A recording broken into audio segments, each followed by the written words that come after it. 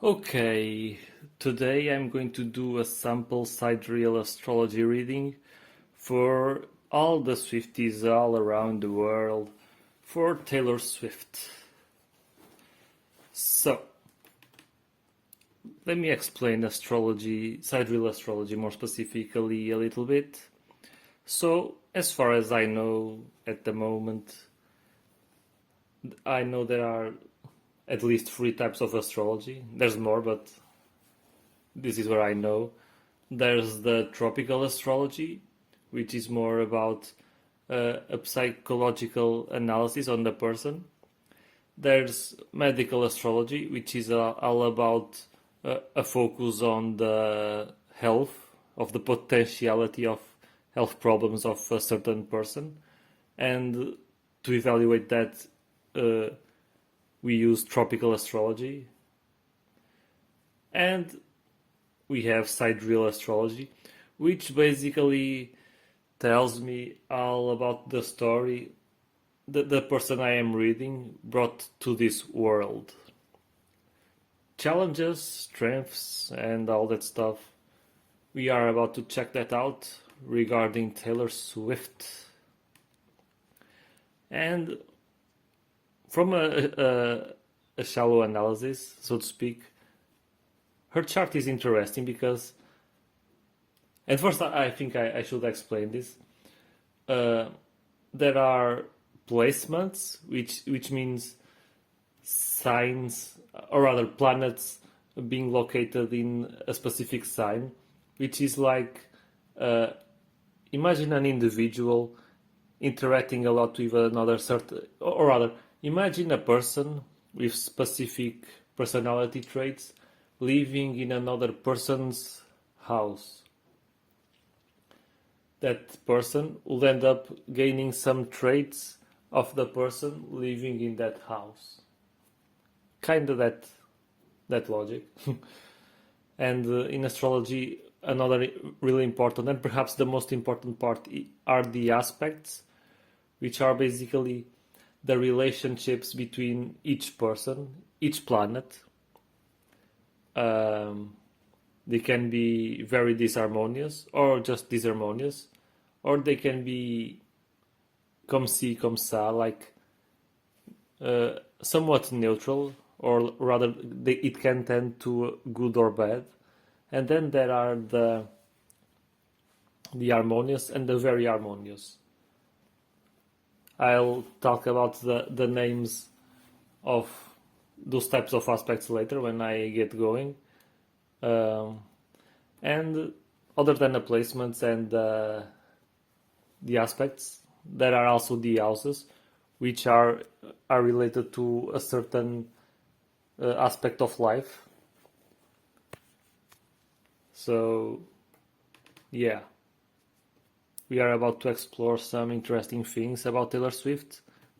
And like Taylor Swift, about the types of aspects, there are the squares and the oppositions, being that the square is very disharmonious, is the most disharmonious possible, and the opposition is not as disharmonious as the square, but is also a not so harmonious relationship between two planets. Then the conjunction can go either way. And there are the sextile and trine, being that the trine is the very, very harmonious aspect between two planets. And Taylor Swift, her aspects basically only show oppositions and conjunctions. It's as if she was like in cocoon state. She's about to transmute into something greater. And she let me count the number of main aspects. She has like 13 aspects, and she has only one that isn't either a conjunction or an opposition. Yeah, I think she's like becoming a way bigger version of herself right here, and I think those conjunctions and oppositions show me that she's in a very transitional stage of her soul's evolution. Excuse me, I'm drinking water mixed with apple cider vinegar. Got to warm up the throat because this is gonna be a long one. And so let's get this party started.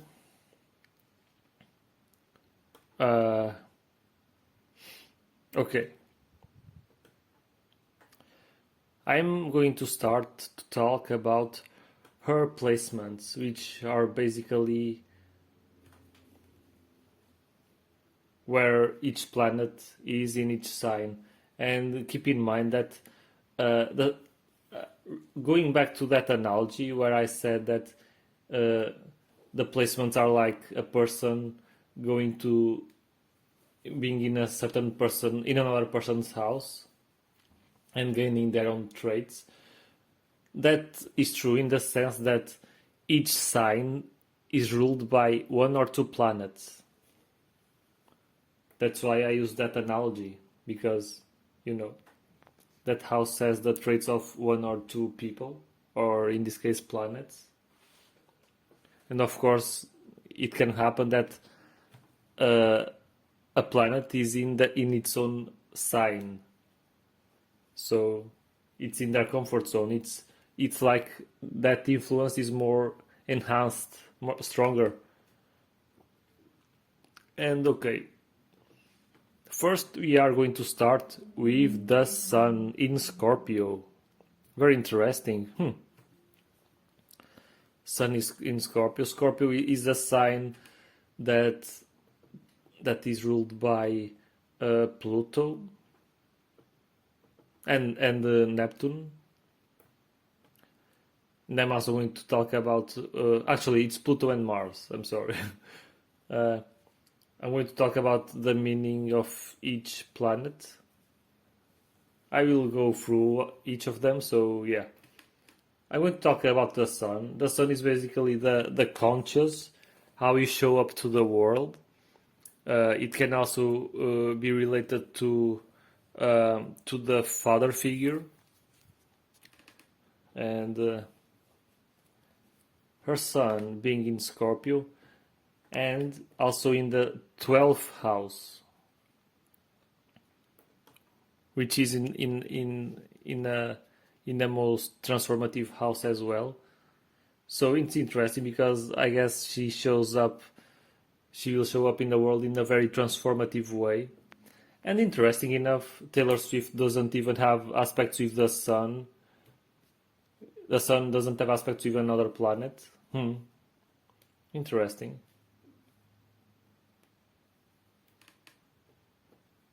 Let me check something out here.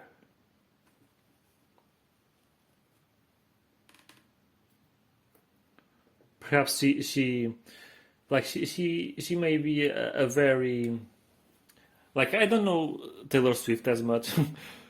Perhaps you, the viewer, know her better than I do. But perhaps when she isn't shining on stage, she is a more subtle person. Perhaps she doesn't show much. But when she does, she steals the show. Yeah.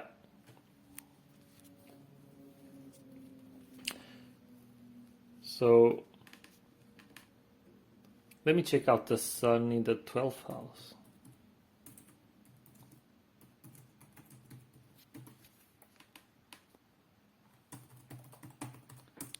But perhaps what she shows more in the world, like I said, transformation.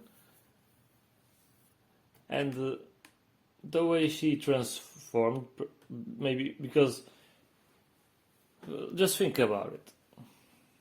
She was born and she grew. She had her own subtle path, just like everyone else. And then there was a boom, and suddenly everything changed.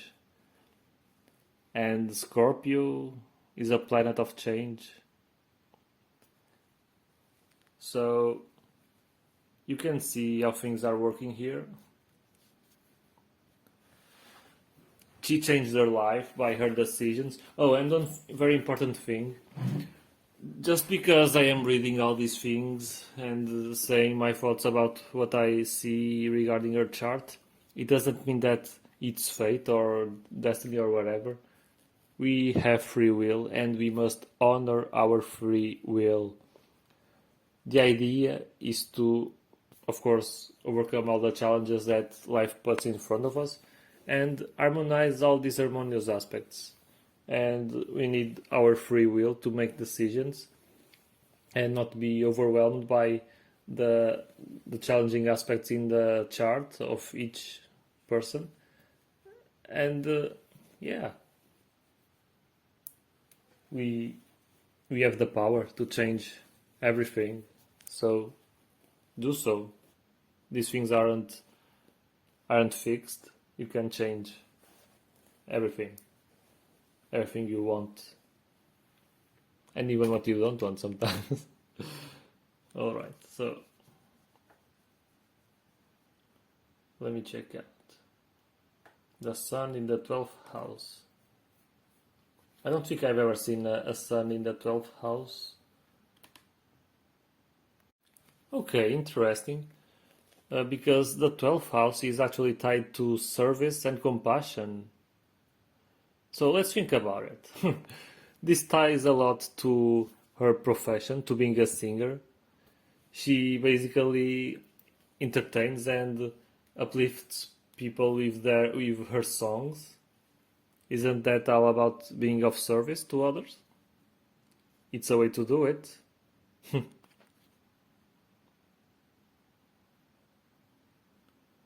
Hmm.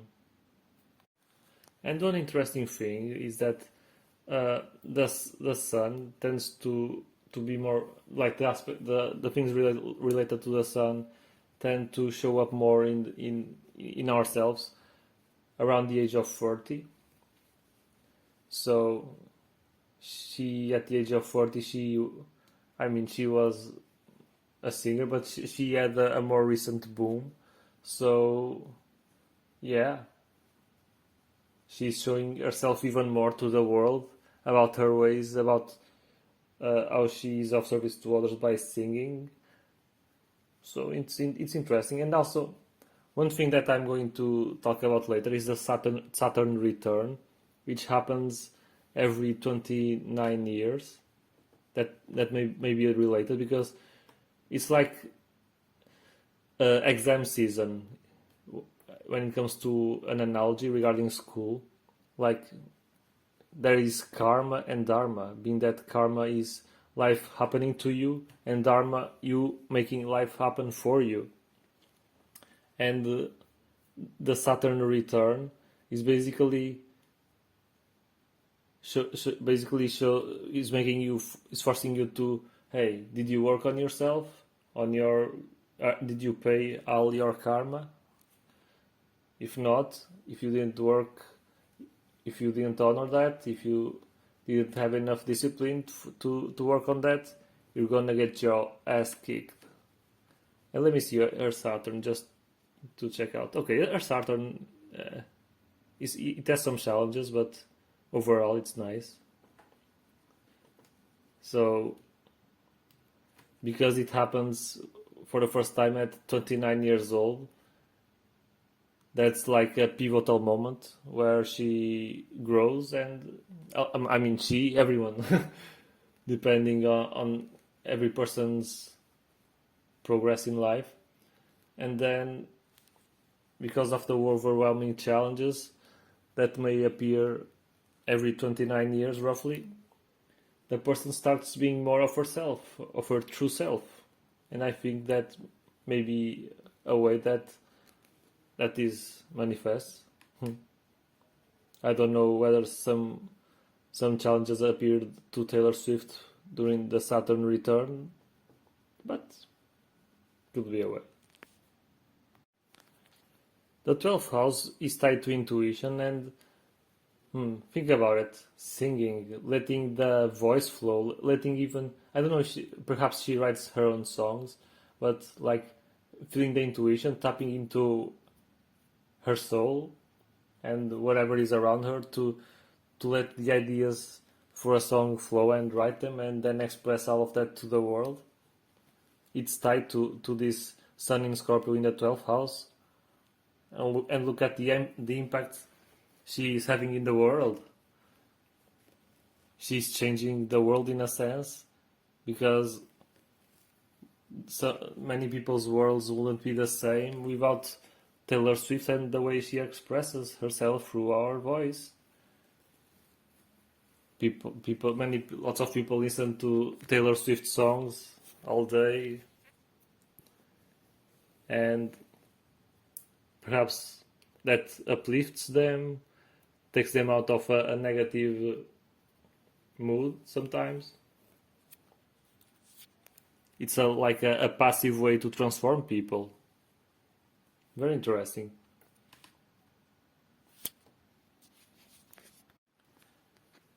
And the sun in the 12th house may give the tendency for the person to have certain forms of addiction and some hidden enemies also. And because she's so popular, perhaps it's somewhat likely that it's happening. I don't know.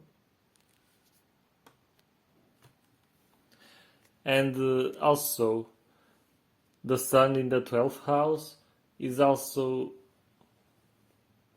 an indicator that career-wise, she works best when she works alone.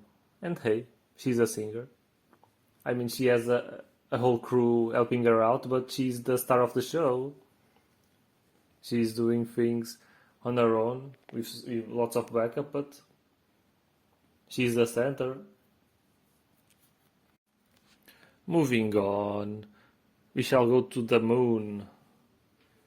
If the sun is all about the conscious side of things, how we show up to the world, to the male side, the fatherhood, then the moon is all about the motherhood, the subconscious, the emotional side, the instinctive side. Oh, and there's something worth noting here. In her chart, I see some interesting pairs of planets. The house and sign that the sun is placed on is the same as Mars, and there's also that duo when it comes to the moon and Jupiter, and also Chiron and the fortune. Interesting. And there's a quartet regarding Mercury, Saturn, Uranus, and Neptune in Sagittarius in the first house, and we have Pluto and Lilith in Libra in the 11th house. Interesting ties here. And also the North Node and Venus in the 12th house in Capricorn. And that's very interesting because the North Node, and I'm talking about things that should be talked about later, but the North Node is all about the discomfort zone of the soul. And Venus is all about beauty and art. Singing is a form of art, and the North Node is where the soul wants to grow to. So, Venus and the North Node, it feels like she is supposed to ground something to the world regarding art and beauty. Isn't singing like a form of art, of a form of beauty? She's doing so, and she is succeeding. And we'll see later about the second house, but for now, that's the note I want to say. So, Moon in Gemini.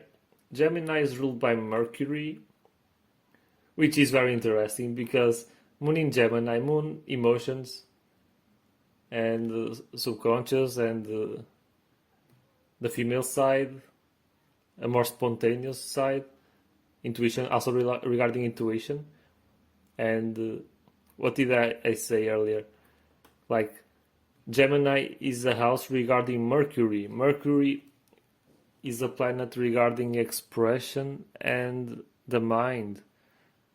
Doesn't she express herself by singing?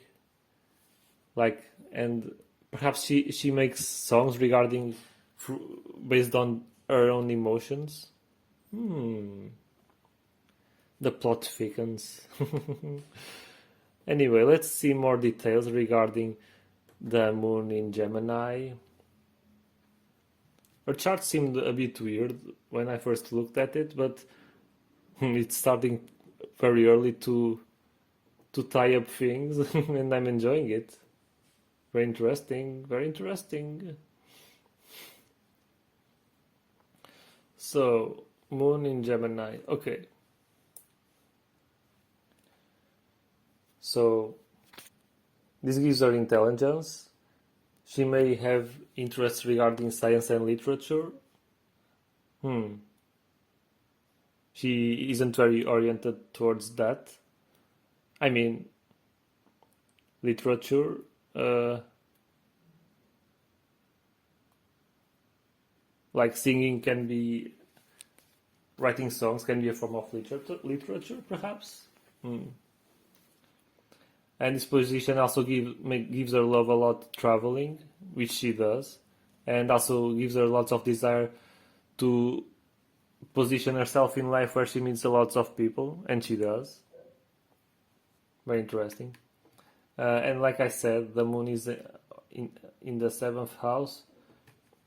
So let me see let me see again her moon aspects. Yeah, she has lots of free oppositions and non-conjunctions. They are mostly challenging.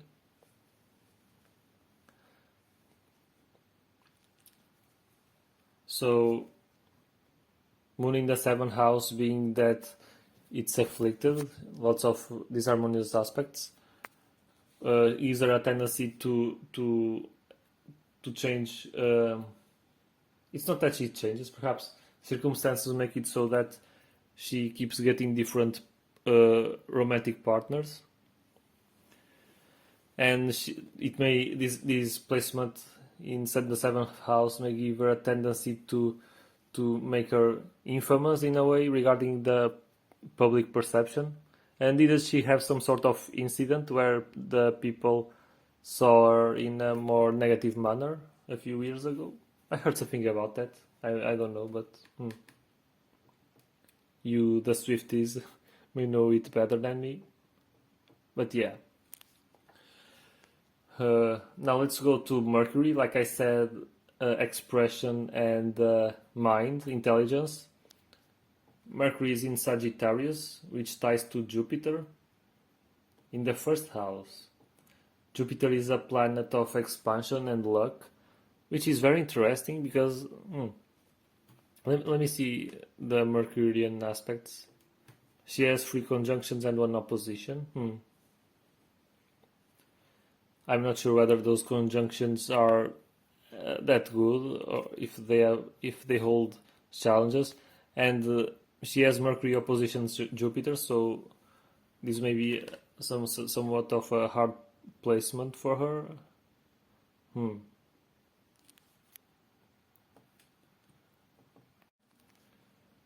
Okay, I think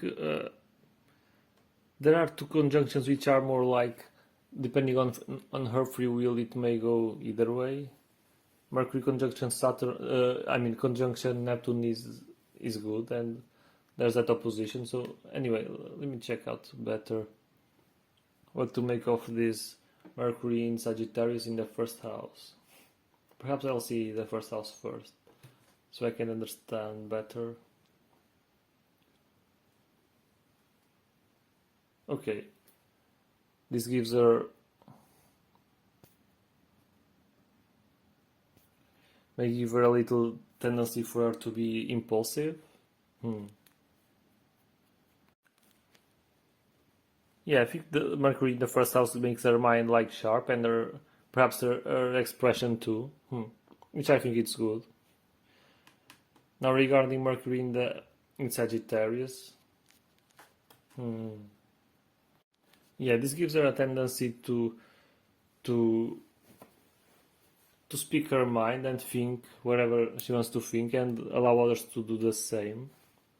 Perhaps singing is an outlet for that. This also gives her a tendency to follow the law, and order, which gives her respect. I don't think she did anything that is out of the law. I don't know, but at least this placement gives her the tendency to follow the law. So what what we got next? Venus, the planet of beauty and arts. It's in Capricorn, second house. Let's see what we got here.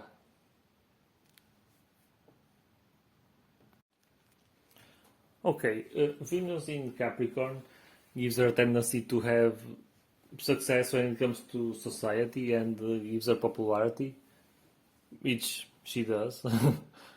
But the sign that rules Saturn is Capricorn, and the planet that rules Capricorn is Saturn, and Saturn is a very while like while there are things that require flow, Saturn isn't about flow. Is more about constriction. Like, for example, when it comes to the physical body, the bones, the teeth, everything that is hard, that's Saturn, you know. And Venus and Saturn, it's a mix that doesn't blend very well. And Venus in Capricorn also may give a tendency for melancholy. What else? This may also cause her to perhaps have a little bit of.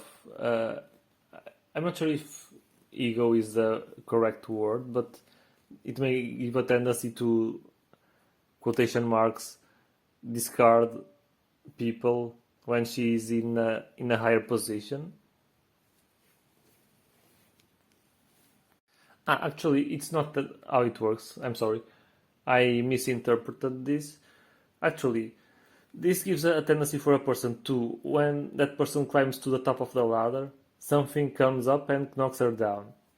And did she have, like I said earlier, some situation where her popularity went down the drain and such thing happened? And actually, let me take a look about her Saturn return and her and that situation where her popularity decreased, if the dates match. Yeah, whatever. Her Saturn return appears to be in January 2019. She had some dispute in June 2019, according to the internet. So I don't know whether something regarding Saturn happened to her. Whatever. Anyway, what else there is to say here?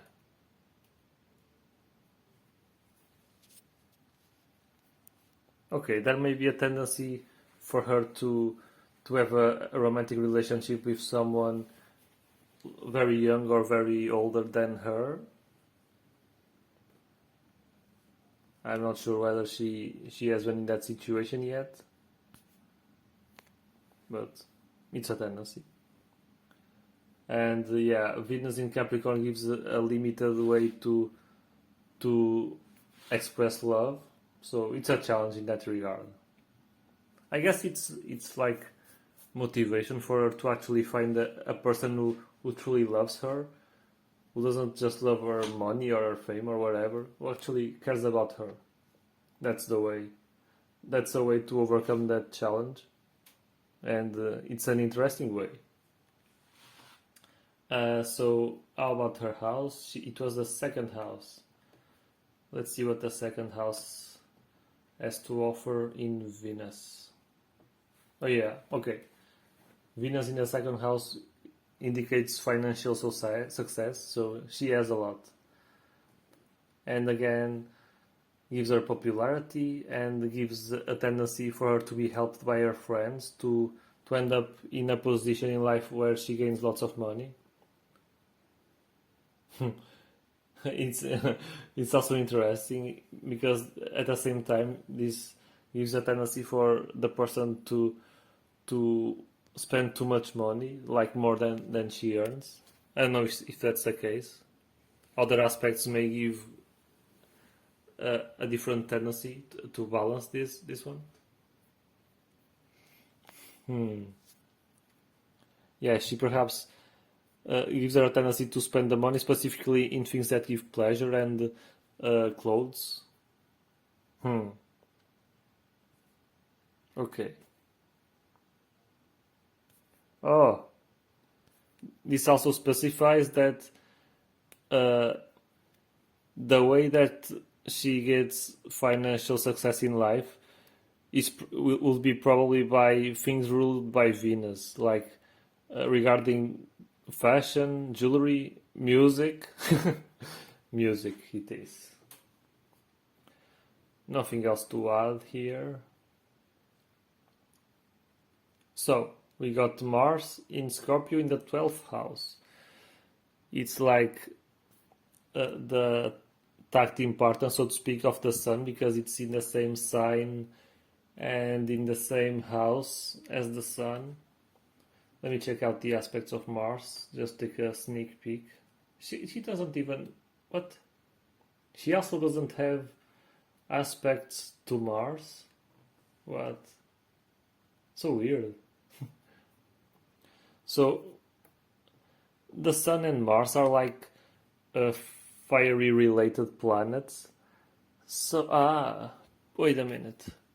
Yeah, so, like, someone's chart, if someone is missing Mars, because Mars is a fiery planet, perhaps she doesn't like feel like you know how a fiery person is like a very intense person that there's lots of fire element to that person and she according to her aspects alone she doesn't have that and she doesn't have aspects to the sun either so perhaps she has so many oppositions in her chart and that's what gives her the fire like a person if that person isn't motivated like let me give you an example.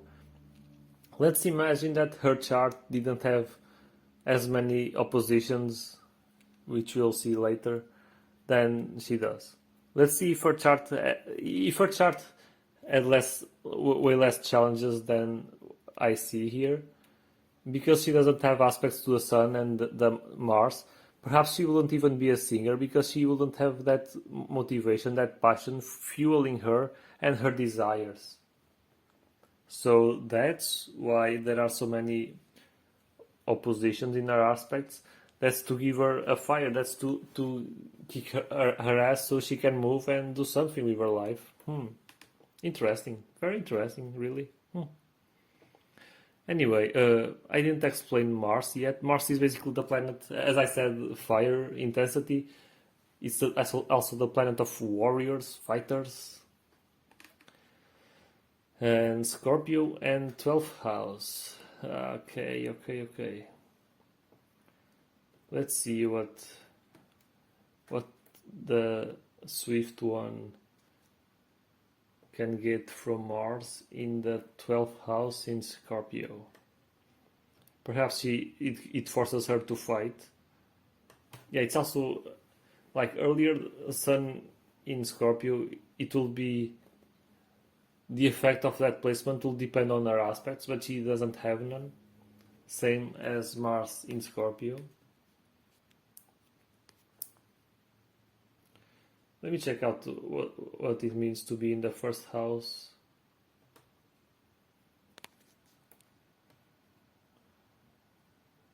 Wait, first? No, not the first. No, 12. Sorry.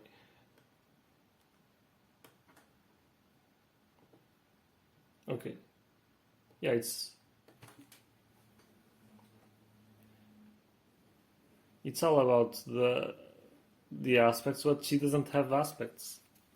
It's weird to evaluate this when those things don't have like aspects to pick up on and actually evaluate from there.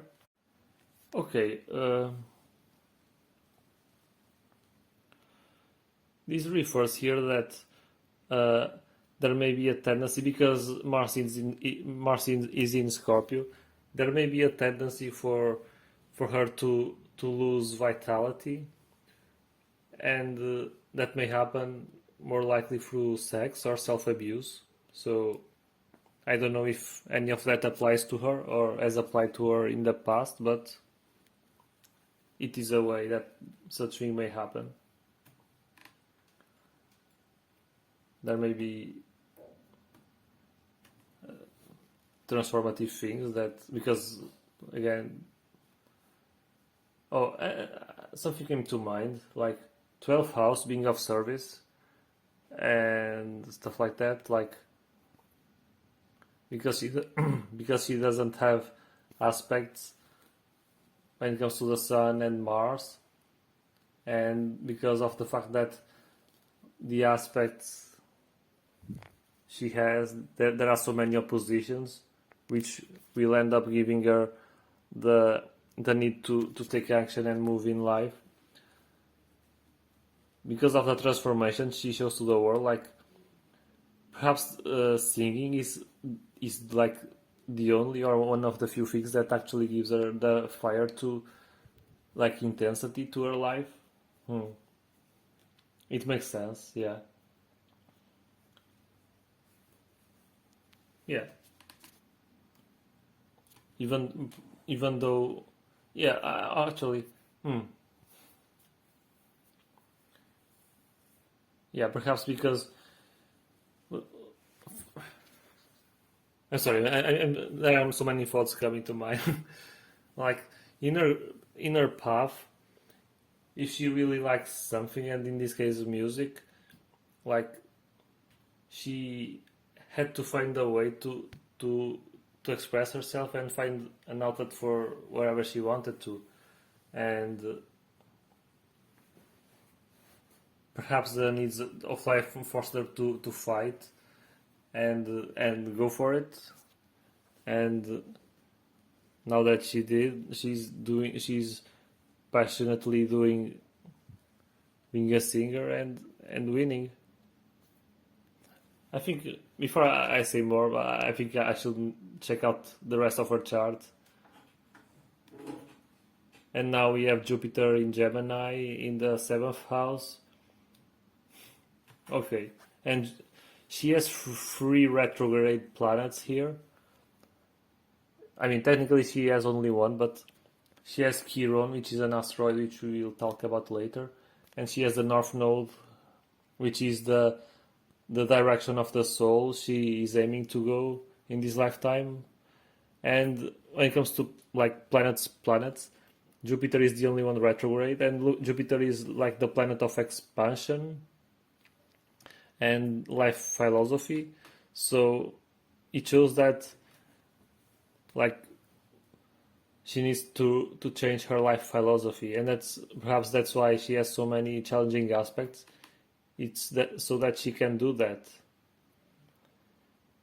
And like I said, there's actually okay. So, like I said earlier, there's in Gemini in the 7th house. There's the Moon, Jupiter, North Node, and no, not North Node. There's Moon, Jupiter, Chiron, and the path of fortune. So, Moon emotions, Jupiter life philosophy, Chiron the wounded healer, a trauma, which we'll see later. What's that trauma about? And the path of fortune. So, if she works on Jupiter and on her lifelong traumas, and because the moon is regarding emotions, like perhaps she sings with emotion. So yeah, honoring her emotions that way. That's why she got where she is in life, because she did the work. Anyway, let's see the Jupiter in Gemini, what that does, and also in the 7th house. Let's see.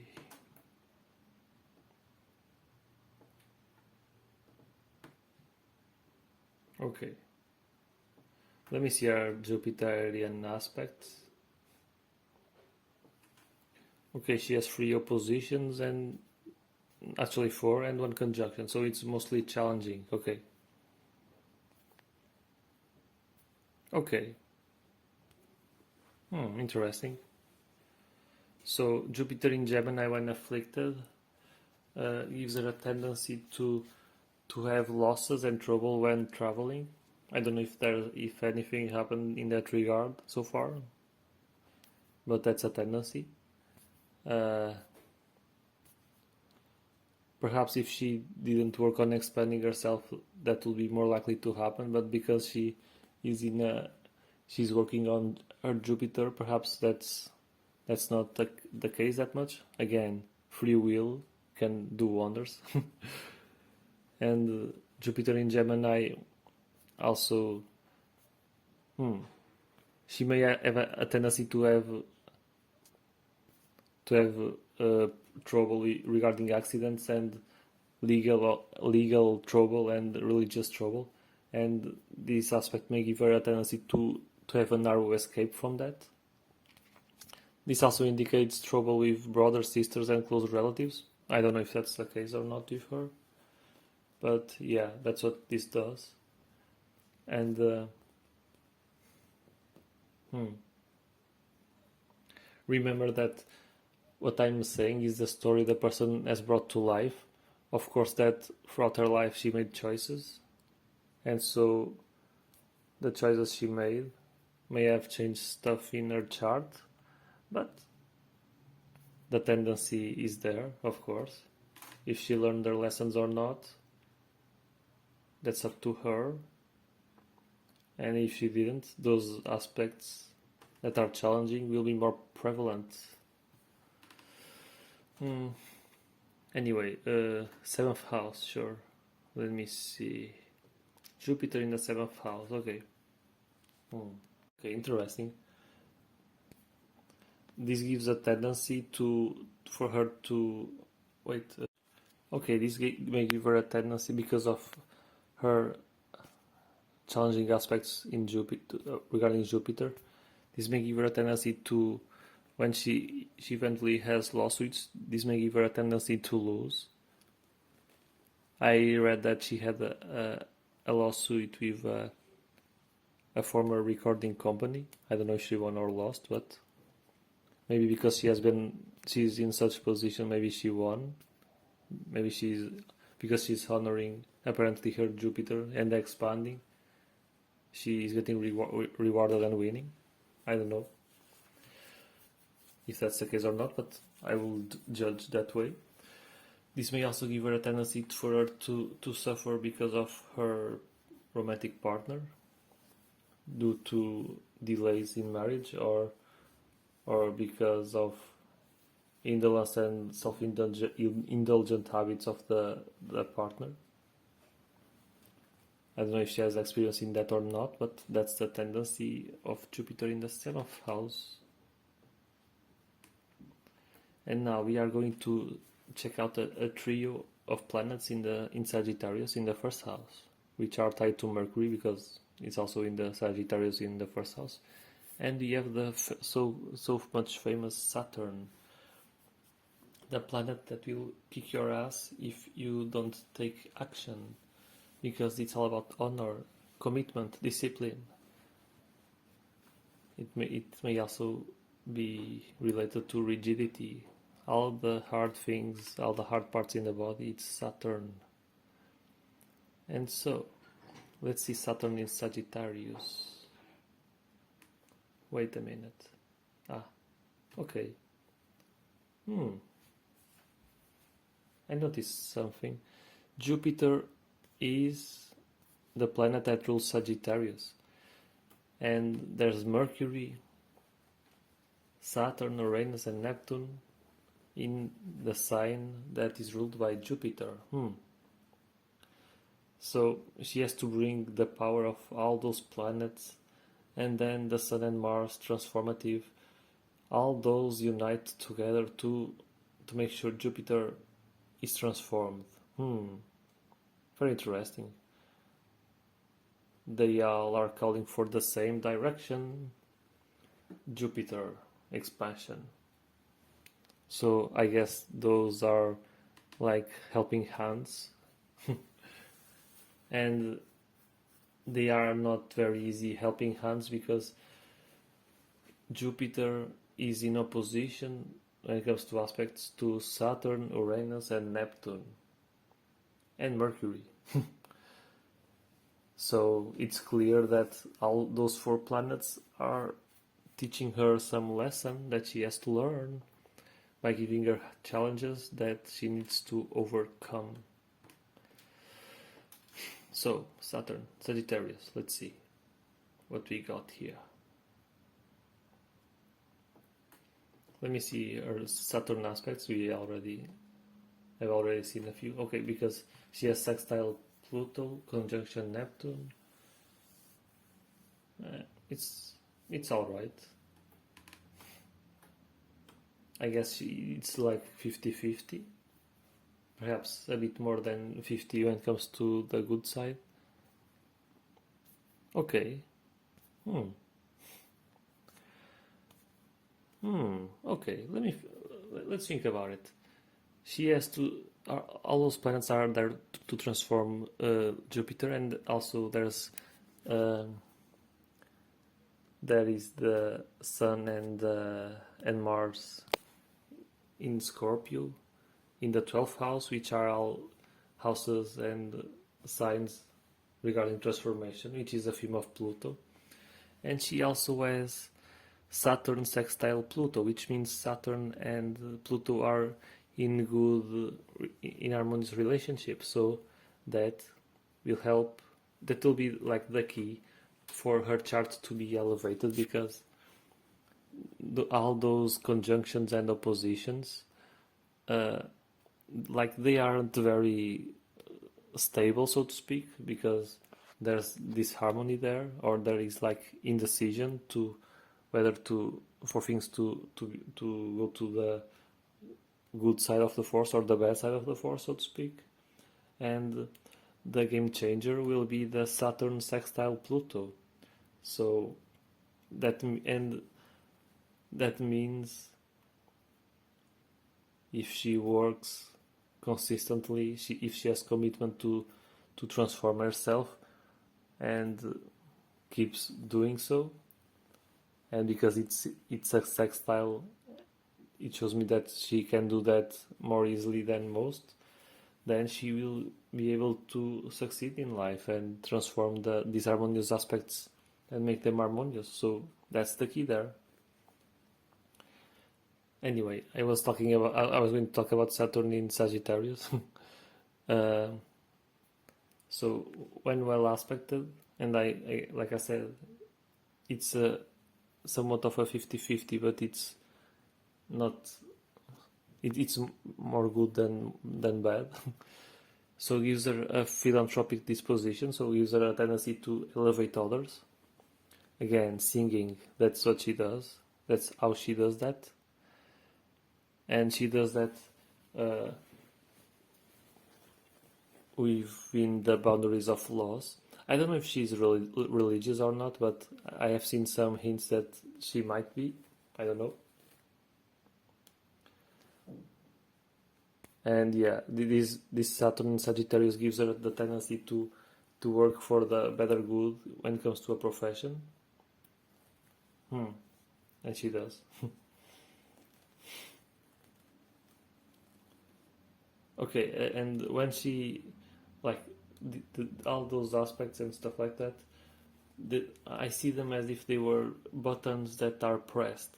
And if the buttons pressed when it comes to Saturn are the challenging ones, she will have the tendency to be sarcastic and cynical, and to be selfish, and to, again, regarding lawsuits, there may be a tendency for her to lose.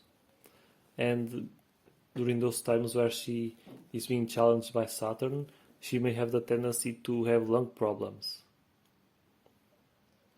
So I don't know if that might have been the case regarding her Saturn return. Let me see something about that here. Oh, interesting. I saw that. I was going to check if she had some issues regarding, because Saturn talks here about the lungs and stuff like that. she because I was checking if her Saturn return had some hints on the internet about her canceling some concert or whatever in 2019, January 2019, because that's when her first Saturn return happened, roughly. I was checking out if she had some sort of issue with that, and I ended up finding out that she she had some worrying coughing in a concert in Singapore in March 2024, which is interesting. I'm gonna go check the transit chart during that time, and let's see if I can see some interesting findings here.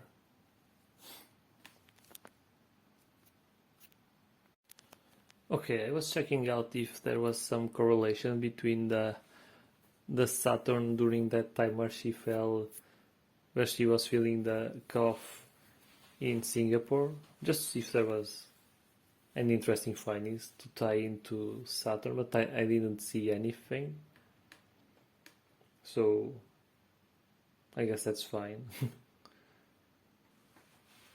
It will be interesting to see if there was some aspect that coincides with that event, but not the case. Not the case.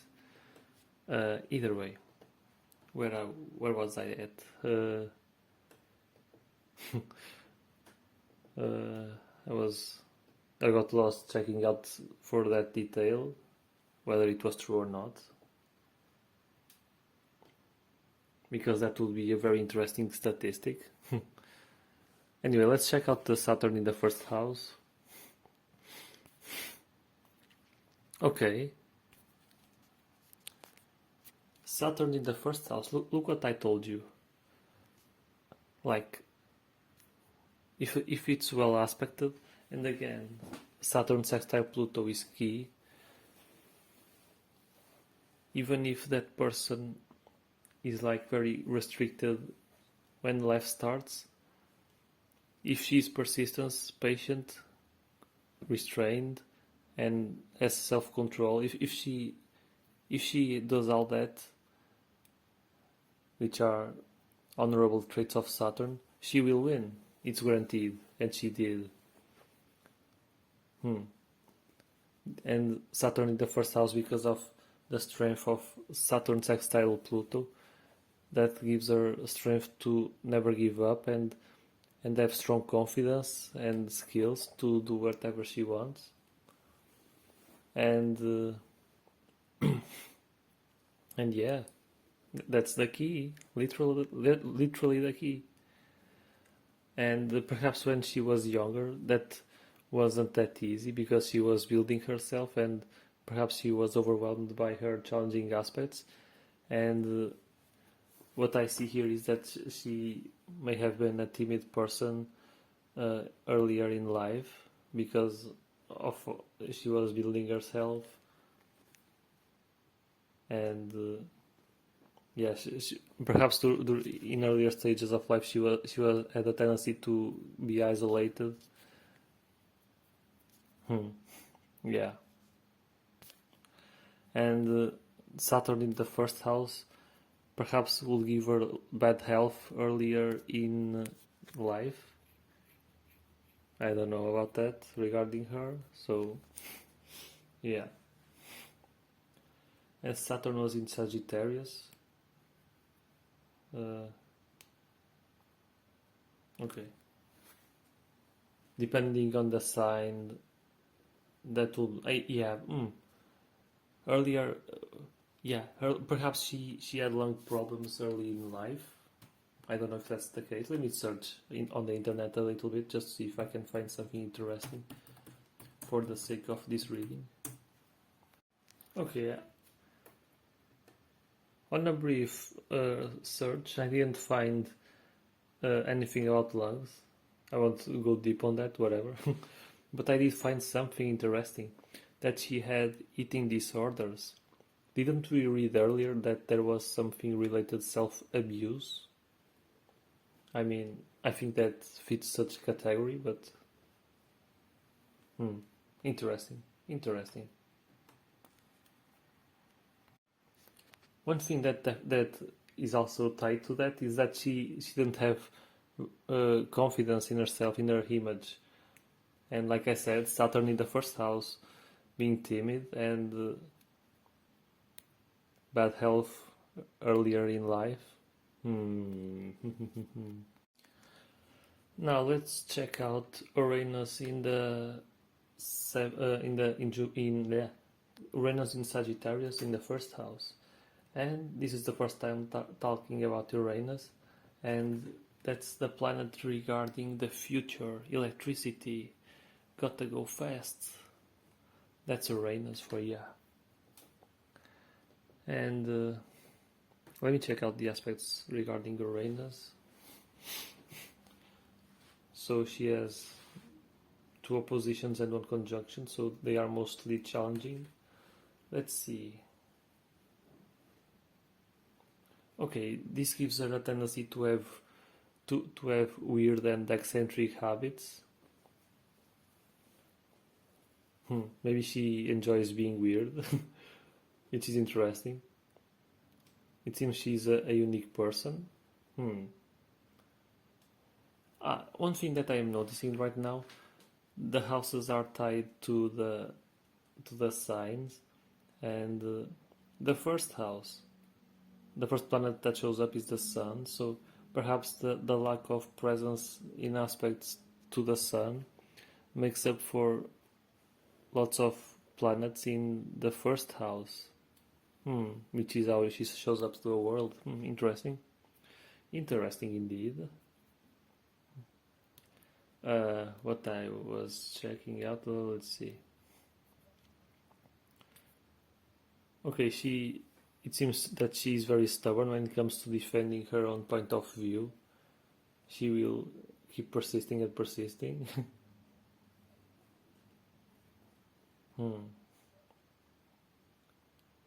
It seems that she is restless. It seems that she is the type of person that will be a workhorse, and it seems that there's a tendency for her to have sudden changes in life. Yeah, it seems that she's a risk taker when it comes to trying something new, and that's cool. That's nice. I think that I think it's appropriate to say that she's a pioneer in the music industry. So yeah, it suits this theme here. And let's see, Uranus in Sagittarius. Okay, interesting. Oh, that's nice. Uranus in Sagittarius gives her a strong intuition. That's how she can let things flow by creating songs and singing them. There's a tendency for her to dream a lot, to have visions, and she has a strong imagination.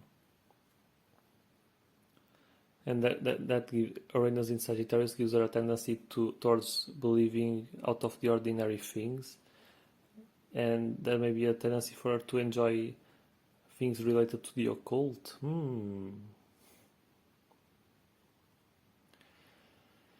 Okay, and because there are challenging aspects regarding Uranus, that may give her a tendency to have an eccentric and erratic mentality, especially regarding religion and law, which is interesting. It's a different side of the coin, so to speak, because other placements said that she can be very, very inside the law and respectful. So perhaps when her mind is more erratic, she doesn't give a damn about the law.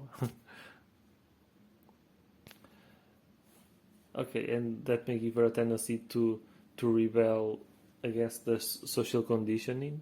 And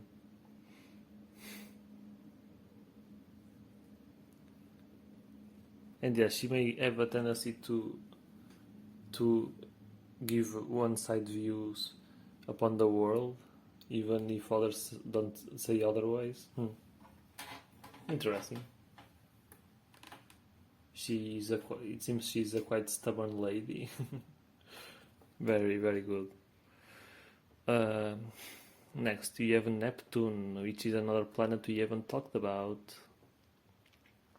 Neptune is all about that which has no specific definition. It's the ether. It's a more spiritual planet. And let's see the aspects regarding Neptune. It's 50-50. It's a split. Two oppositions, two conjunctions. But I'd say it's mostly afflicted than well aspected. So again, Sagittarius, first house. What do we have here? Let's find out.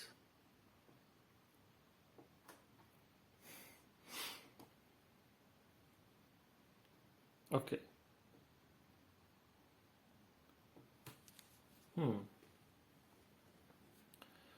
Okay, this may give her a tendency. This.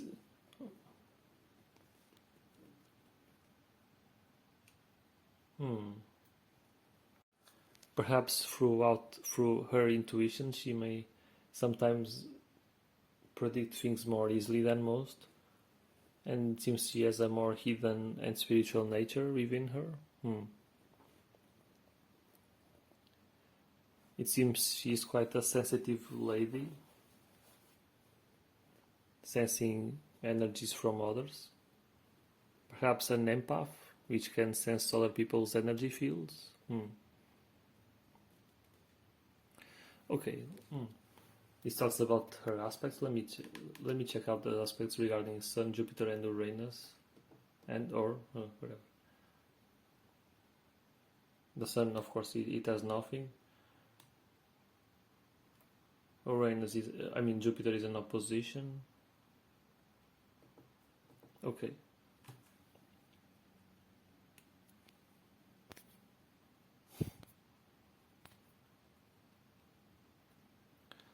Okay, because Neptune is afflicted, there may be a tendency for have a low mentality. I don't know, perhaps when she's really feeling low, she may she may feel some insanity going through her mind.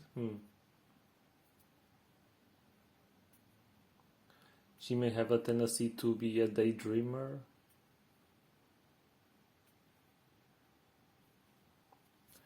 This also gives her a tendency to enjoy art and music, of course.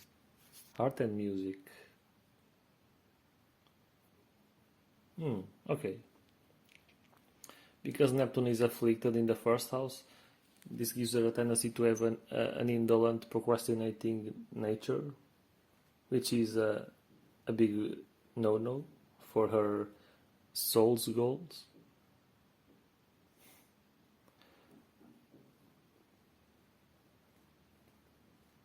And if she lives in this placement a lot, if her mind is like feeling very, very low, there may give a tendency for spirits to negatively affect her. So yeah, this may be a dangerous thing. She may go to dark places if her mind and her overall well-being isn't taken care of. So yeah, it may be a difficult thing to handle. What else? Oh, next we have Pluto in Libra in the 11th house. Actually, I didn't notice, and of course didn't mention earlier, but Pluto and Lilith also go hand to hand. Pluto, the planet of transformation, of death and rebirth, the phoenix rising from the ashes, the planet of shadow work, which the whole world should do, in my opinion. And Lilith is like related to, is another type of wound, just like Chiron. It's a rebellious, it's associated to rebellion and to extremes. Let's see. Pluto in Libra in the 11th house, what does this say? We'll get to Lilith later.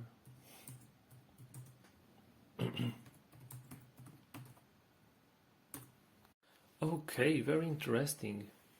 So, the 11th house. What is the theme of the 11th house? Friends and organizations. So throughout friends and organizations, she can transform things. So she got helping hand to get where she is, and of course, I've checked out that earlier in somewhere in some other placement. So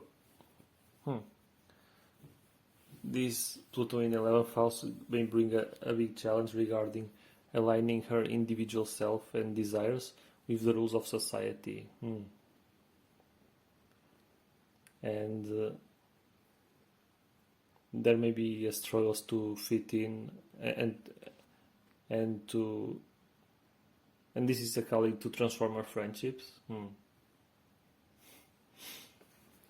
There's a need for a balance between being herself and her desire to be part of a group. So yeah, she needs to be careful who she lets in her life, because that may bring some hard challenges. And I'm reading here that there may be a tendency, perhaps because earlier in life she wasn't developed in her nature. So this says that because of displacement, perhaps she was bullied or shamed when she was a child or a teenager, and perhaps that led for her to have low self-esteem regarding her body and to have eating disorders, which I saw she had. I feel like we are tying in the loose ends here. Interesting. And Pluto in the 11th house can also make you grow into a leader. And isn't she a leader in music right now? So she did well. She managed to work hard and succeed.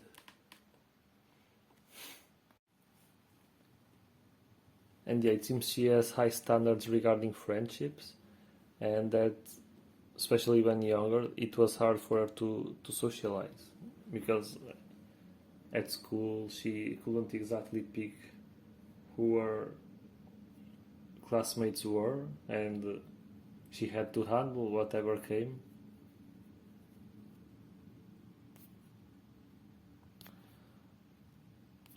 Yeah, I feel like with this placement she perhaps was betrayed, and of course that may have happened through bullying. So it seems that she went through some rough times regarding friendships. And interestingly enough, think about it, Pluto is all about transformation, and because 11th house is all about friendships, so perhaps she's being called to transform her perspective regarding people and society. And because there are some hints that may give her a tendency to force her perspective on others, perhaps that may be a tendency that she's being called to change, and that's because she has Pluto in the 11th house. Very interesting. And this placement also suggests jealous friends, of course. Again, people who may not have her best interests in their minds, and that this also gives her a tendency for volunteering and humanitarian work. I wonder if she donates to charity or something like that. I don't know.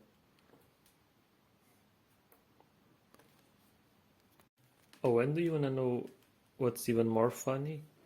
It's because Pluto is also in Libra, which Libra is all about harmony.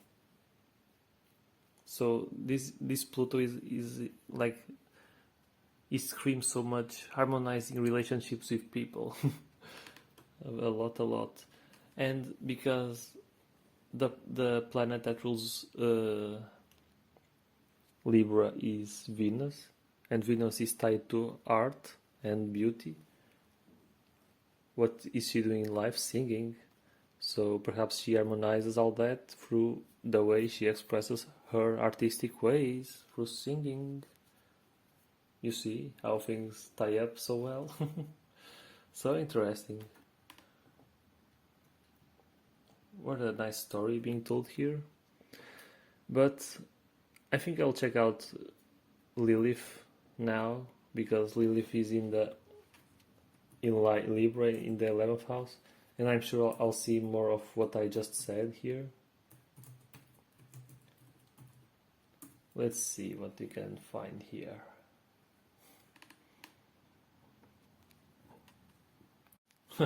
What did I just say? Of course, Lilith in the 11th house repeats more of the same. It's hard for people with Lilith in the 11th house to fit in, and suggests being bullied again. Also suggests again that she has a strong and unusual personality. Uranus in the first house in Sagittarius. And again suggests jealousy from her peers. Betrayal again. So basically she may be some sort of a black sheep, which is tough. So yeah, we clearly see a trauma here.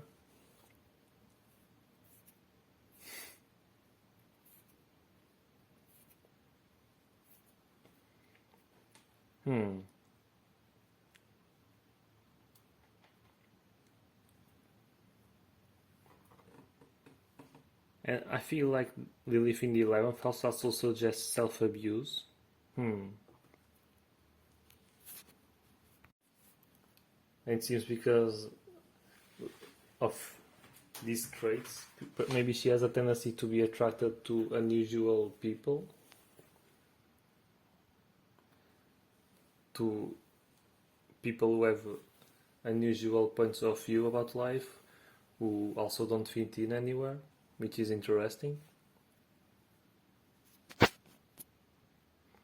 One interesting thing I'm seeing here is that Black Moon Lilith in the 11th house is a lesson that it brings is about accepting herself and to detach herself from the opinions of others. So think about it. She is a public figure, so of course lots of people will have an opinion about her, and perhaps that's also a reason, in a sense, that she got famous. That's so that she can experience this lesson better.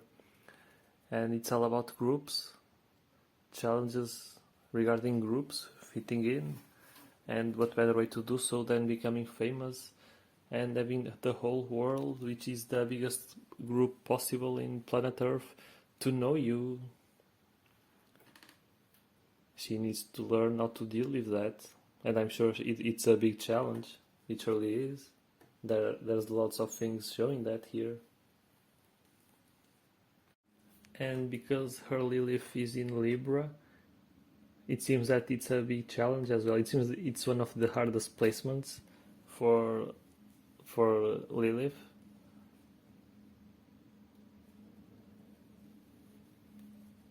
It seems she has a tendency to fall in love for unavailable people.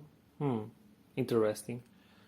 And if that manifests in romantic relationships, I wonder, and actually, let me check out their chart, because I think this will make more sense after seeing that. Yeah. No, actually, no, never mind. I was going to say that perhaps because there's a tendency for her to fall in love with people who are unavailable, it could be a tendency for her son to have disharmonious aspect. No, wait.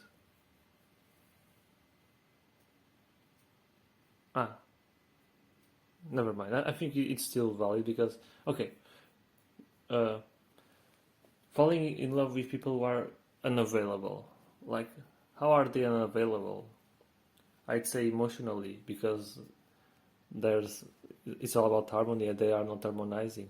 So, because her moon is tied to emotions, and because aspect-wise there are free disharmonious aspects, perhaps it supports the fact that she is attracted to emotionally unavailable people. Yeah. It seems that she has a tendency to sacrifice her own needs for other people's needs because of the tendency for her relationships, either when it comes to groups or romantic relationships, because of the tendency for her to be so hungry for love, and that's a challenge for her. Hmm.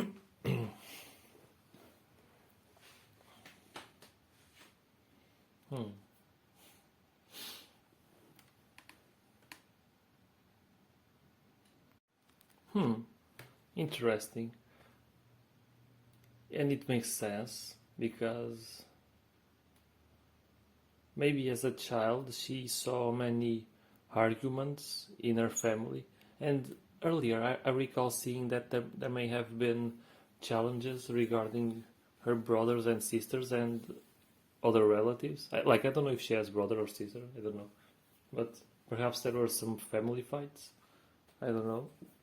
And Lilith in Libra suggests there were that her parents may be divorced or in bad terms. I can confirm this easily on the internet, I guess, if it's true or not.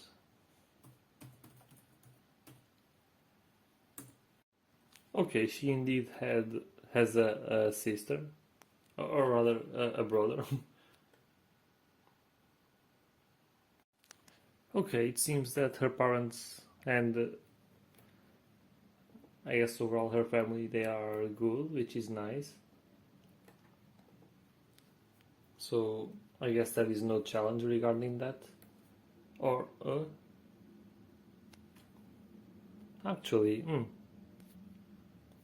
actually her parents, okay, they separated in 2012. So indeed that happened. So yeah, they indeed separated, and I guess that was a challenge for her. Interesting to see that happen in real life.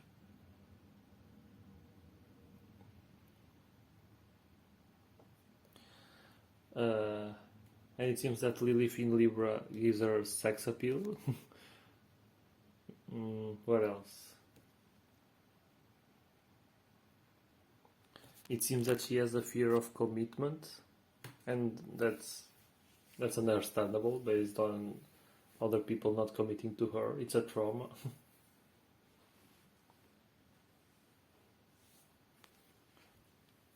And it seems that she may search satisfaction in things that aren't good for her, like indulging in pleasures. I've seen this in her chart. Okay, I think we are done with Libra, with Lilith. Yeah, people are her challenge, definitely one of them. So what can we see now? Let's check out. Yeah, let's see. Yeah, let's see our North Node. North Node in Capricorn.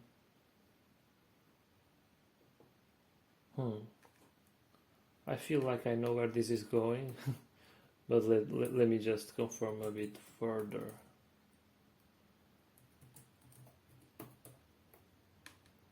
And the North Node is in the second house, okay.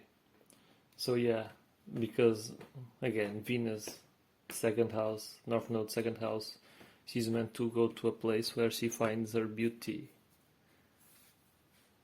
Those two are supposed to go hand to hand.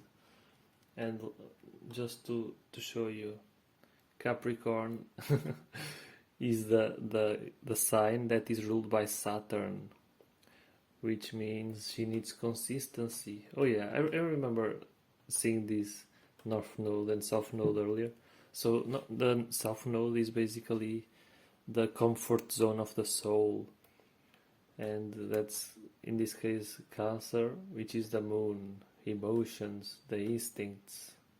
It seems that she has she can really tap into her own instincts and to her intuition and emotional nature. Maybe that's why she's so good in music. Her moon is strong in the south node, even though there are some challenges there in the aspects. And Capricorn is all about is grounding, putting things in with the foot on the earth and committing to them, being consistent. That's where she needs to go. And let's think about it. She has so many planets, or rather, she has so many aspects, conjunction or opposition. And what did I say earlier? Right in the beginning. It seems that she is in a cocoon, ready to evolve. And North Node in Capricorn, yeah, it's all about becoming an adult. It's all about becoming a butterfly, gaining responsibility. And yeah, she has great intuition, but perhaps because Cancer is a sign that is ruled by the moon, maybe she decides too much on emotions, and we already see that her emotions aren't that stable because of the betrayals of the matters regarding other people, and she may decide wrong, and she needs to think as well. Like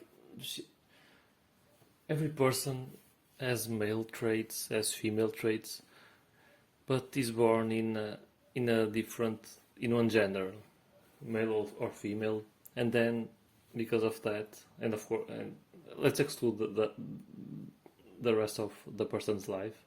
Like if a person is born female, it's more tuned in into her emotions, and if a person is a man, is more tuned into to thought and action, and she's a female. So now it seems that she's too feminine, I guess, and she's now supposed to develop the male side of her. And that's also why her relationships and also with men don't work out very well, because it's also her male side is also isn't in good relationship with. I mean, she isn't. Her relationship with men, if that, okay, I'm sorry. Basically, what I want to say is that her relationship with her male side isn't very well developed yet. That manifests in not having very good relationships with men. So when she develops those relationships, when she starts thinking and acting through thought paired with emotion, that's when balance starts to come, and that's when real relationships that are healthy for her start to occur. Think about it. As above, so below. As within, so without. It's a mirror. So yeah, Saturn is the key. Saturn is meant to transform her life.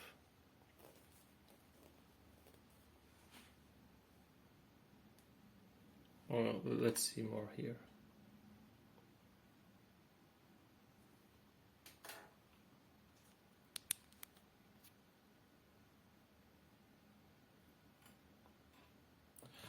I wonder if she had to take care of. Well, hold on a minute. This suggests that she had to take care of people in her family as a child. So I read that her mom, I think, had cancer. Perhaps this has to do with that.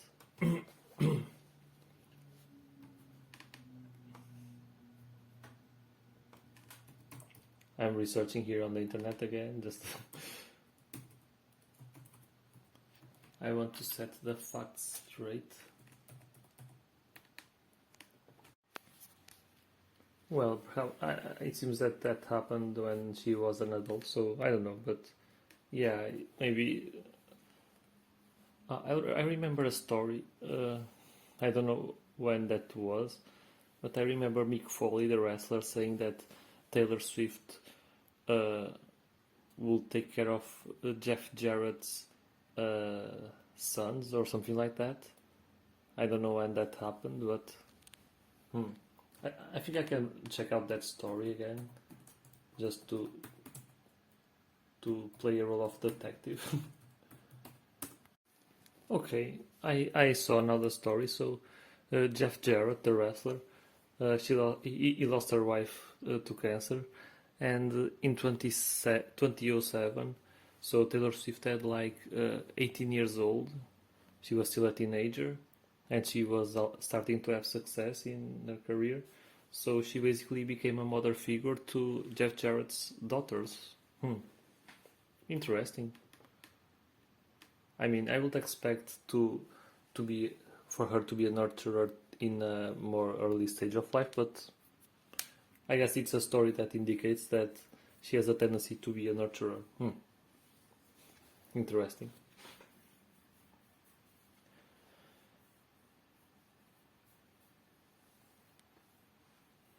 Hmm. Okay. This indicates the North Node in Capricorn indicates that family members may have not been emotionally available, and that repeats itself when it comes to relationships with others.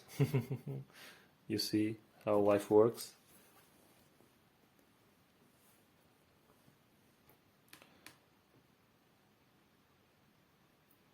It seems that when she is being threatened in a way, she may have a tendency to be immature. Hmm.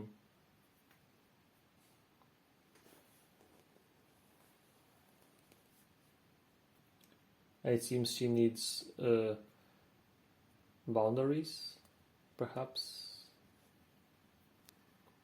I mean, she because of her being hurt, she perhaps she has too many boundaries even. Hmm. She needs some sort of layer of protection so that when she sees it safe, she can let others in. And maybe she depends too much on others. Maybe more emotionally because she didn't have that very well. Hmm. Yeah. So she needs to heal relationships and she needs to become an adult and take responsibility and commit to her responsibilities to her growth. That's what her soul is telling her to do in this lifetime, and that's why these challenges are happening. And that's why she had to nurture people early in life because that's life telling her, hey, start taking responsibility, start taking care of yourself and others. And so life threw some interesting moments where she had to play that role. Hmm. You see how things work. Life shows you the way to evolution. It isn't pleasant. It nearly always isn't, but it has a purpose.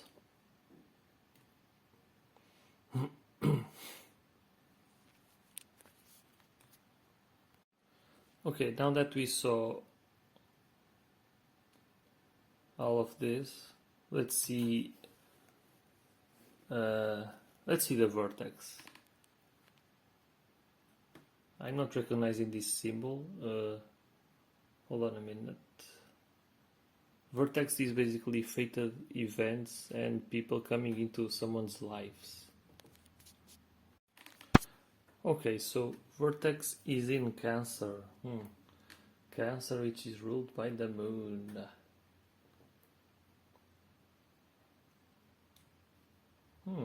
Interesting, because again, it ties to our story very well. And why is that? It seems that you are fated, I mean, Taylor Swift is fated to to get situations and people in her life where she becomes a strong nurturer and supporter. Very nice. So life will bring her situations where she basically needs to have a mother figure to somebody. And did she do that to Jeff Jarrett's daughters? She did. And maybe at some point she will end up raising a family and be a good mother. And perhaps heal some family karma. Seems good for me. I like that. And 8th house. What is the 8th house? We haven't seen the 8th house yet. So let's find out what vertex in the 8th house means.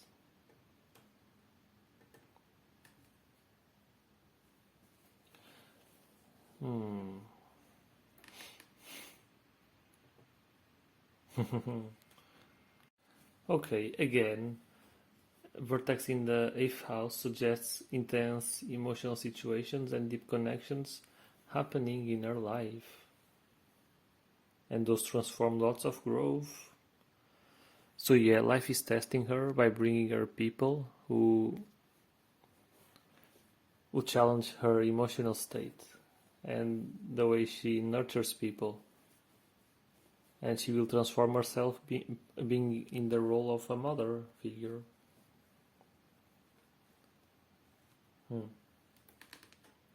Everything ties together.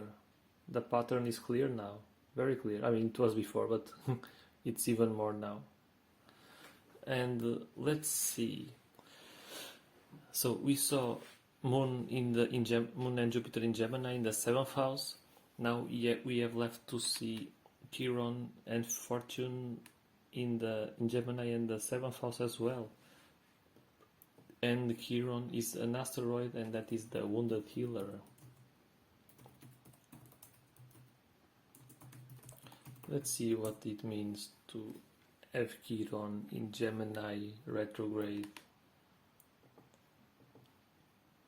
This is a wound that keeps popping up. It's to make sure the lesson is actually being very learned and becomes solidified, so much that the person becomes a master in healing that wound. So Gemini, again, trauma and pain regarding connection with others. Rejection, being misunderstood and stuff.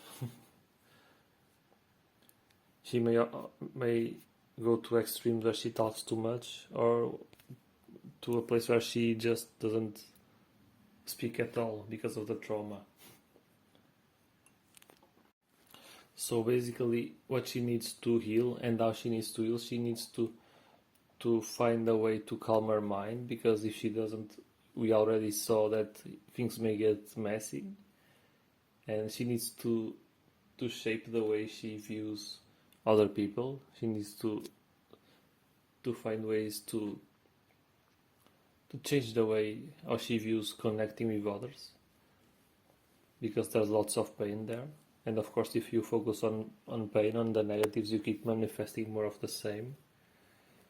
And once that the challenge is clear, and of course some tests will pop up again and again to test the strength of your learning experiences.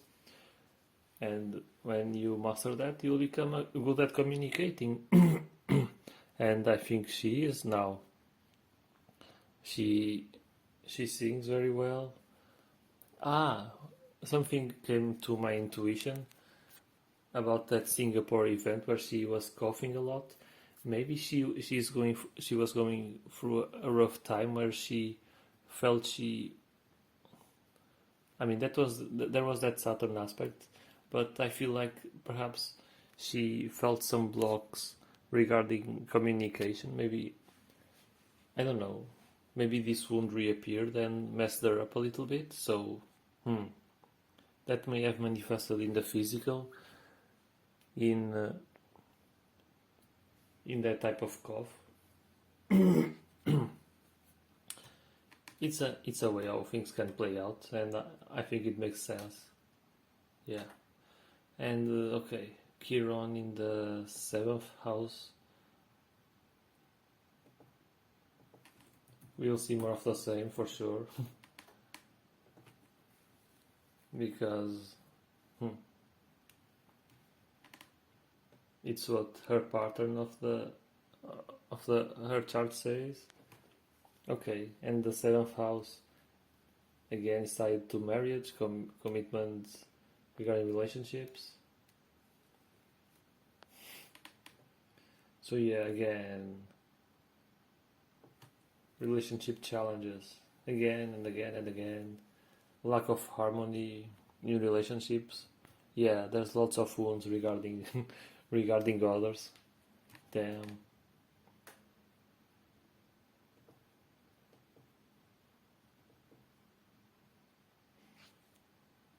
Her having situations where she becomes a nurturer, a calling to nurture herself, to find the source of her own love, to love herself. Makes sense to me. Anyway, we saw the houses and the placements of every planet and asteroid and whatever. Now we have the aspects to go, and there are plenty here to see, and we are going to check out first the Moon opposition Mercury. Let's check out those very quick. We already see the patterns of her chart. Let's see if we can find some more elements to this. Moon opposition Mercury.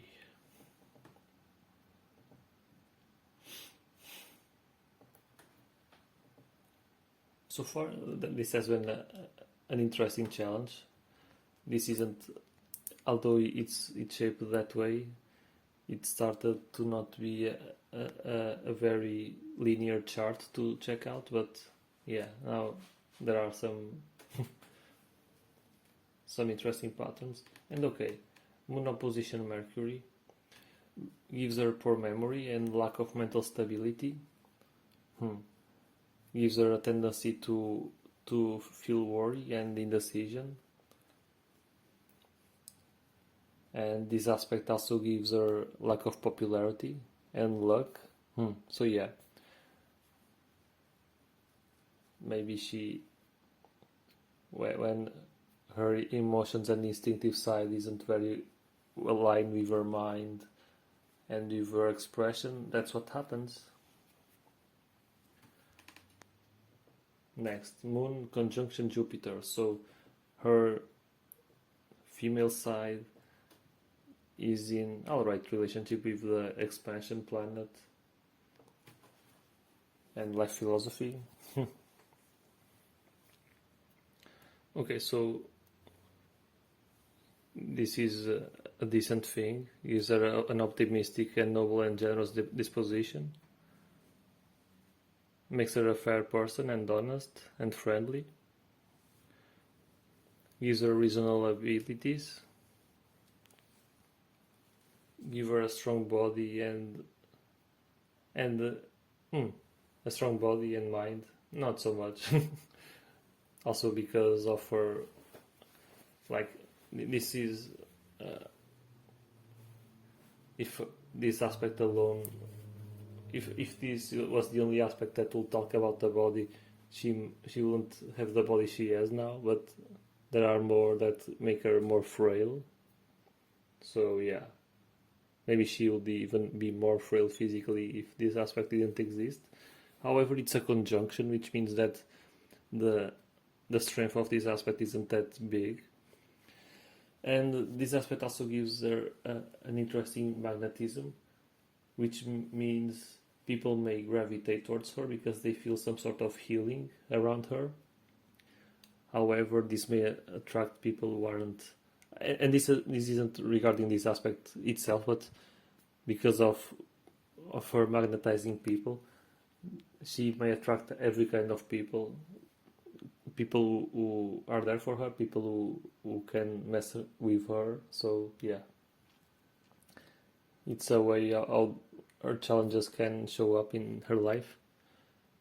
And okay, she may get good imagination skills with this aspect, good ways to get wealthy. And this says that if she uses her money for philanthropic purposes, her wealth will grow even more. It's like karma. You give, so you get back what you give. So yeah, this is a good aspect. Yeah, nice. Now we have Moon opposition Uranus. So instinctively she can't really see how things could be if she dealt with them. That's the first take I have about this. Hmm. Yeah, this makes a person too like over emotional. If some fire touches her, the dynamite within her will explode. It seems this aspect isn't very good for people who work for her because she may not have many patience for her.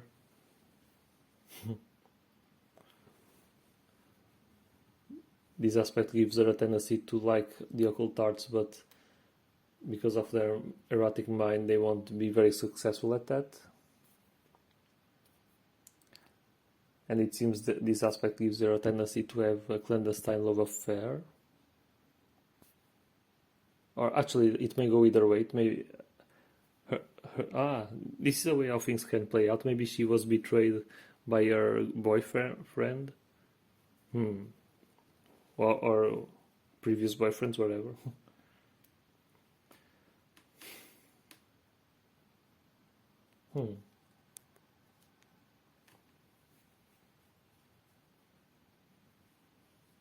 Yeah, that's it for Moon opposition Uranus. Next we have Moon opposition Neptune. Again, this gives her the tendency to attract low vibrational spirits. Mediumship may happen. So if her emotions and her mind go to rock bottom, she may lose control of her own body and other entities may take over, and that's not very good. That could be a problem. It could be an even more problem if this was a square. It isn't. It is an opposition, but it doesn't exclude the fact that such things may happen still.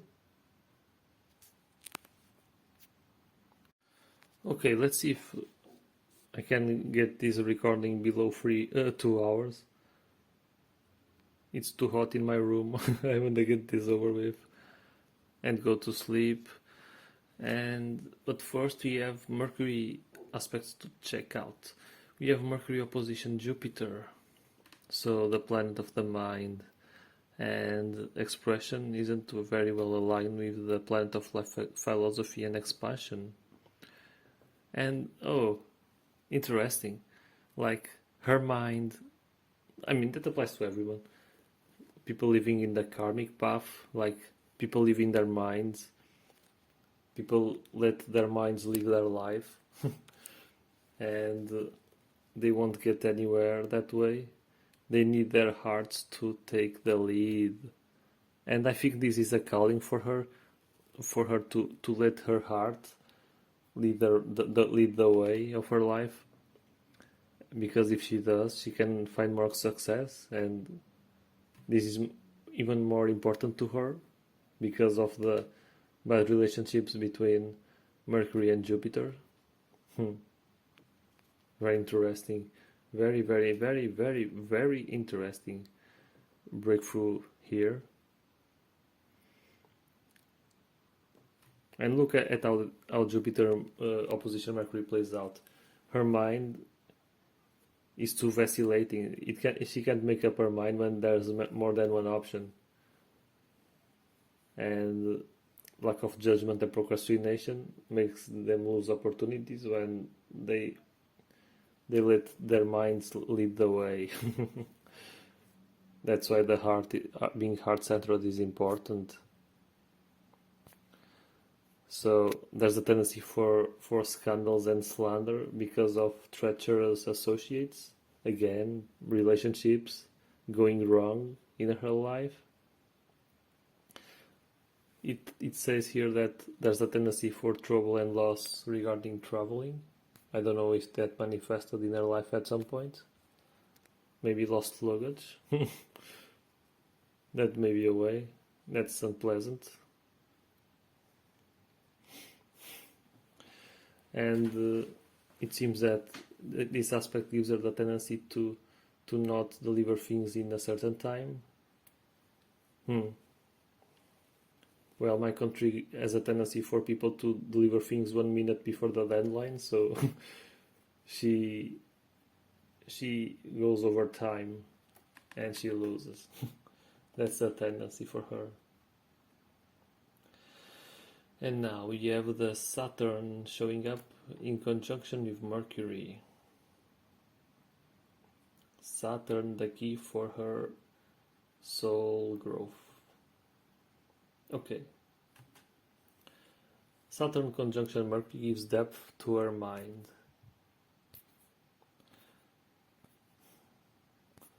So because Mercury isn't that well aspected, that isn't as predominant as isn't as strong as it could be.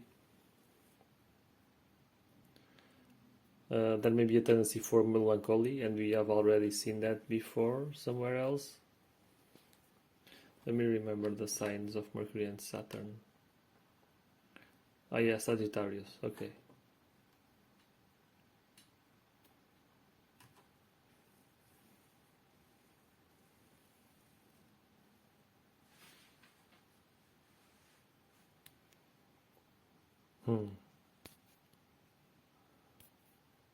Yeah, it makes her a timid person, so yeah.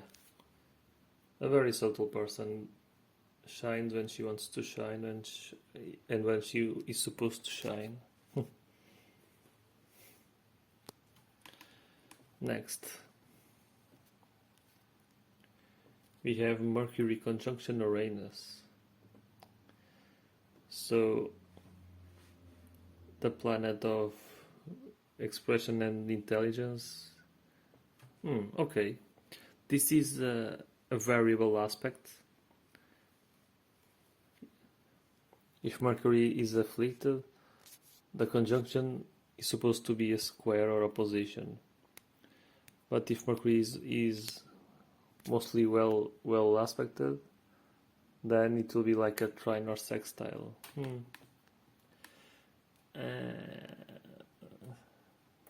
I don't think it's that good. Again, this is a challenging thing to evaluate because there are so many conjunctions and one opposition.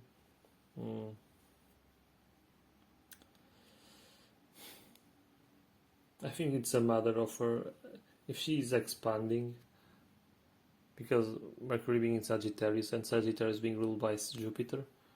Let me remember. Okay, yeah. No, then because Mercury is in opposition with Jupiter, then I think it's more of a square. I think if she can solve Mercury oppositions Jupiter, then she can change. Oh yeah, okay.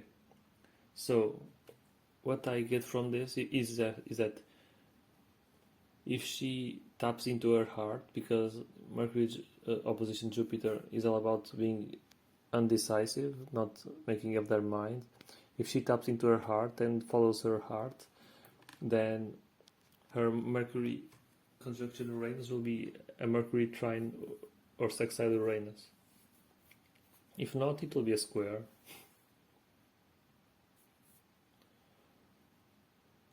So yeah, it's all about the focus on the mind or on the heart.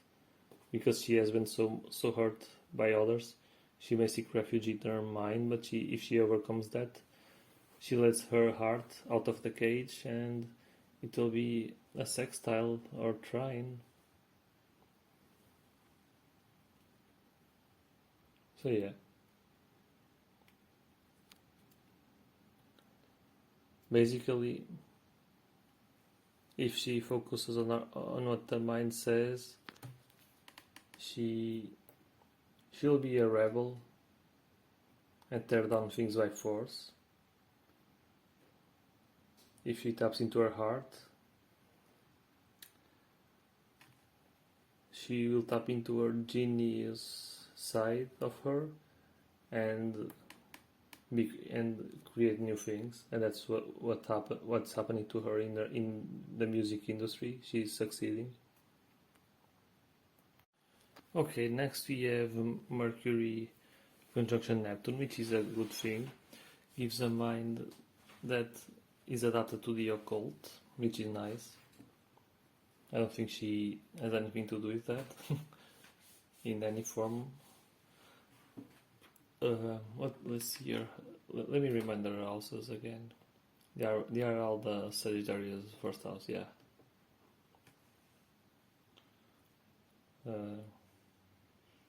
It seems that we saw traits of mediumship because of moments where her mind and emotions are feeling lower, and with this aspect, even though it's a conjunction, it could be a trine, which it will be more stronger, but it seems that she could have success in occult sciences, and it seems she could develop supernatural faculties, which may be mediumship actually. And I've seen that she's sensitive to energies and stuff, so it makes sense for me. And it talks here again about magnetic healing, so maybe she has an ability called hands-on healing, which is like Reiki, healing by projecting energy with the hands to someone. It could happen that way. Very nice. Maybe when she heals her heart from all the trouble she had regarding relationships, she can do that. Okay, next we are going to check out some aspects regarding Jupiter, the only planet, like real planet, that is retrograde. So she has a lovely triangle here of oppositions with Saturn, Uranus and Neptune, and we also have seen Mercury and Moon. So let's see. Let's start with Jupiter opposition Saturn, which seems like a very pivotal aspect.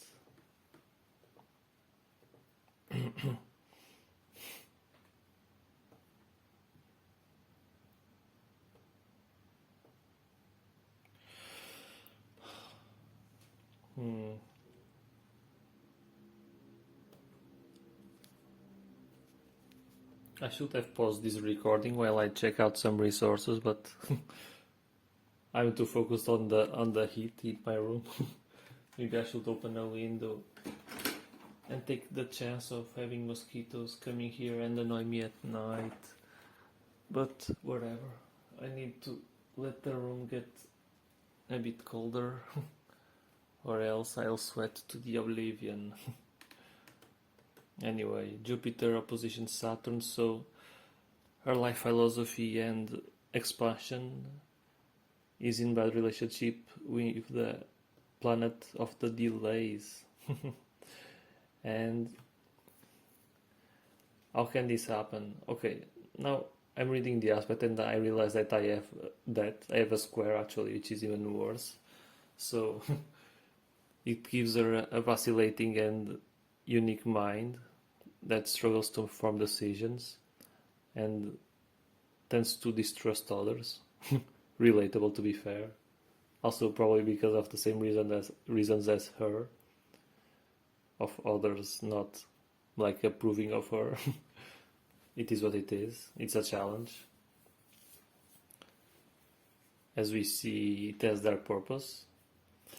It gives her a tendency to be indolent and drift with the tide, so not take the lead of her life.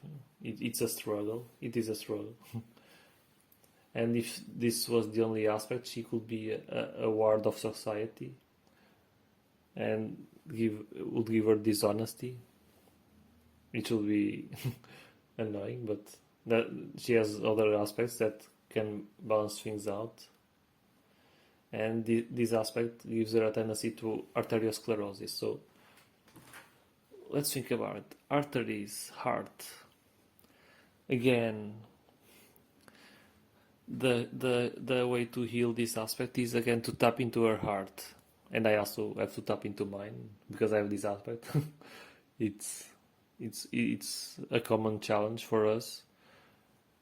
So because there is a tendency for us to form decisions, because if we select our mind to do so, it will be hard. But if we let our heart lead and ignore all the chatter from outside sources and from our mind, we have a clear path to follow our guidance, our inner guidance, and go with the flow and win in life. Because we are not our mind, we are not our thoughts. Our heart is closer to our essence than our mind, so that's what we should listen to. Our heart, it's a metaphor. And what a lovely metaphor. Next, Jupiter opposition Uranus. So it makes her impulsive, makes her act suddenly or unexpectedly. Again, mentions lawsuits, tendency to lose in lawsuits. Gives her impulsive extravagances, so maybe she spends money impulsively in extravagant things. It gives her a tendency to change the occupations and residency, yeah, because she travels so much. Occupations doesn't seem so, because she is where she wants to be. If she was living in her mind, I'm sure that would happen, because again, sudden tendencies to change, mind being undecisive. And again, talks about loss of friends and reputation. All patterns in the life of Taylor Swift, yeah. Next we have Jupiter opposition Neptune. Okay.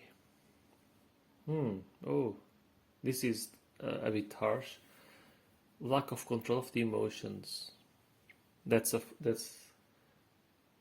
reinforcing the fact that her emotions aren't in check, and talks about her sensitivity to energy, especially in this aspect alone, low psychic influences. So again, if she is rock bottom when it comes to the mind, and in this aspect specifically emotions, there's a tendency to attract spirits that won't have good intentions regarding her and may lead her to do bad things.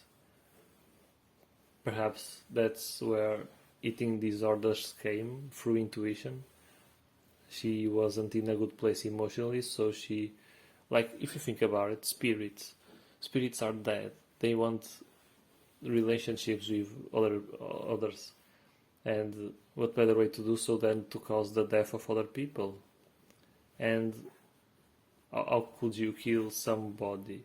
Through intuition, through guidance. And because she's sensitive to intuition, according to what I have seen here, and eating disorders, not eating anything, or not eating much rather, she will be closer to death, to starving. So yeah, you can see how these influences work now. It's harsh. So it's just motivation for her to be balanced, because she knows how bad things can get.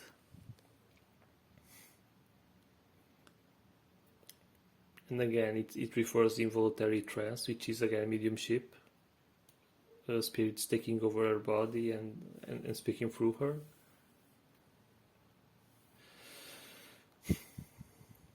And again, lawsuits lost through large companies and people without her best interests in mind. Damn. So many challenges that force her to take a look and evaluate who she forms relationships with. Next we got Saturn conjunction Neptune,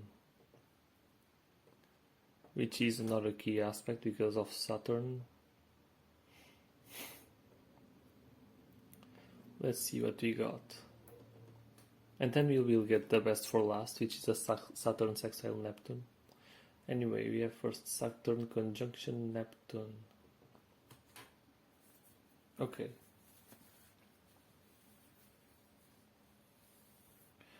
This depends. Okay, let me check out again the signs. Both were in Sagittarius, first house. Yeah. If they are Sagittarius first house, it was in Sagittarius, yeah, Jupiter. So again, Jupiter, because it's in opposition with Neptune and Saturn. Yeah, I think it's more of a challenge than anything, because this conjunction depends on the quality of the signs each planet is placed at, and because they are in Jupiter, and because Jupiter is poorly aspected to Saturn and Neptune, I'd say I can classify this as a square or opposition. And that being so, it gives a tendency for the person to lose by fraud, and again, bad relationships. Again, if she went to search for the practice of occult arts, there will be a tendency for mediumship, and then it refers suicide actually. So I think for now, while assuming she isn't perfectly balanced when it comes to the emotions and her mind, it's best for her to stay away from occult arts, or she may get in big trouble. And now, the last part of the recording, we have crossed the 2-hour mark. Saturn sextile Pluto. Her best aspect, because it's the only thing that isn't an opposition or a conjunction. So it's a sextile and a strong thing. It's a key for her success. So with her tendency to commit, to be consistent, to honor, she can transform her life, because Saturn is in good relationship with Pluto. So yeah, that's key. Pressing that button and tapping into that aspect is what she needs to do, and what she surely did for her to be successful in life and to overcome lots of challenges that her chart has. And so yeah, for her to, when it comes to career, to her passion, that's part of her North Node in one way. Saturn sextile Pluto leading her to anchor in things and be consistent and achieving success in something, which was as a singer. And on the other side of the coin, relationships, which doesn't have much to do with Saturn trine Pluto, but it's another very important aspect. And if she can balance both of those things, at least the career side she is, the North Node side, and that's an excellent thing. But if she can balance out the relationships part as well, she wins. She wins in life, and it's great success. And I'm sure if later in life, when she looks back, she will see all the hardships and where all of that led her to, and she will see that probably she will see that everything went just as she wanted to, and that she won. So yeah, that's Taylor Swift for you. I hope you enjoyed this sidereal astrology chart analysis. It was fun. It was challenging as well. And yeah, off we go. I will do more charts as a sample in the future with a different style, and we will see how things go. So, see ya another time. Bye bye.